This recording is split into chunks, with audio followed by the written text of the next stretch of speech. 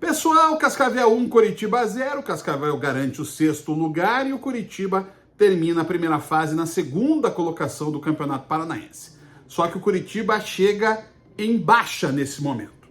As atuações contra o Águia e contra o Cascavel, a atuação contra o Cascavel conseguiu ser pior do que a do jogo da Copa do Brasil, mostram que tem alguma coisa ainda que precisa ser compreendida dentro do Couto Pereira. E isso exige reflexão, conhecimento e, acima de tudo, compreensão. Eu até falei na rádio que o futebol, quando você pensa taticamente ou até mesmo em peças numa equipe, você tem um momento da avaliação, né, em que você vê determinadas situações táticas ou jogadores para determinada posição. Depois você tem a fase da definição, onde você escolhe, né, digamos um plano A, um plano B. A fase da convicção, onde você, mesmo que demore, você mantém a equipe da forma que você acredita, e a parte da teimosia. E Guto Ferreira precisou de 12 jogos no ano para chegar à fase da teimosia. Beira a teimosia, escalar Bruno Melo e Benevenuto de novo. Não porque eles tomaram cartões e o Benevenuto foi expulso no jogo do Águia, mas porque eles não encaixam o jogo juntos. Não dá para ter os dois juntos. Vai ter que apostar em um só.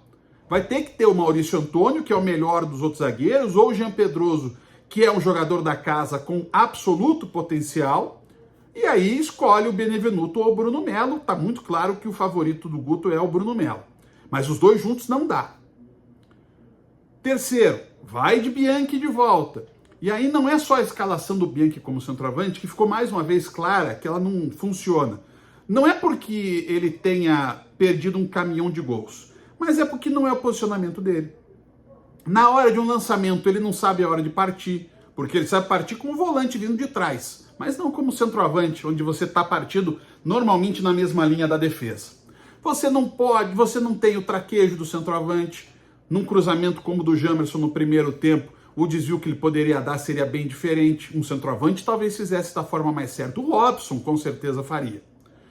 E o Guto preferiu escalar de novo o Bianchi, e de novo o Coritiba perdeu lá um caminhão de tempo até a alteração, e aí o menino Thiago Azaf entra uma geladaça, né? O menino não tem condição de apresentar absolutamente nada. Espero que isso não atravanque o desenvolvimento dele.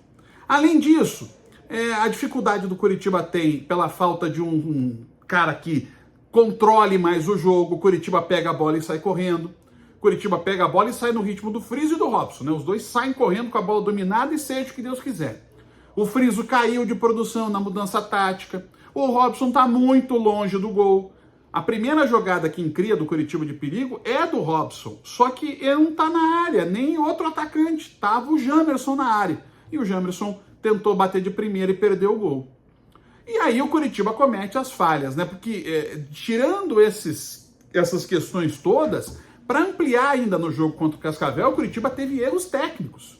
A quantidade de passes errados que o Coritiba realizou no Olímpico Regional, olha, para contar é difícil. Imagina o drama do scout. Porque não é fácil errar tanto passe como o Coritiba errou.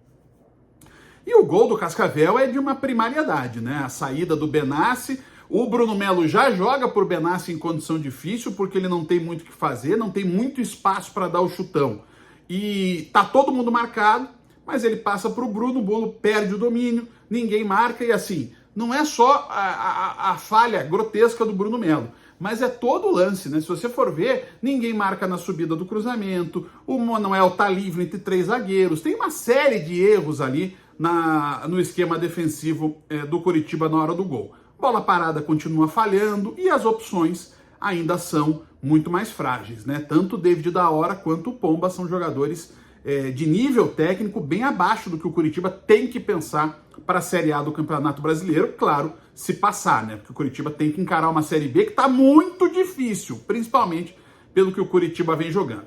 Se o Coritiba não refletir sobre o que aconteceu, não ficar se abraçando em situações que não precisam ser discutidas, como arbitragem, como fulano ou Beltrano está sendo beneficiado, porque fulano e Beltrano não sei o quê, porque o gramado, a sequência de jogos, assinou o regulamento, sabia que iam ser 11 jogos em 39 dias. mas a discussão está ali. A discussão está em as opções estão certas, as contratações foram bem feitas, a tática é a ideal, estão jogando os melhores jogadores nas funções em que devem jogar.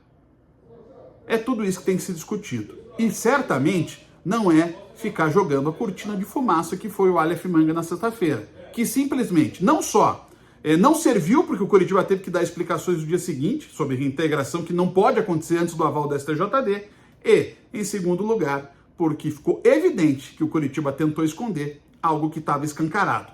E se precisasse esconder, não ia adiantar, porque as cortinas se reabriram em Cascavel. Um abraço!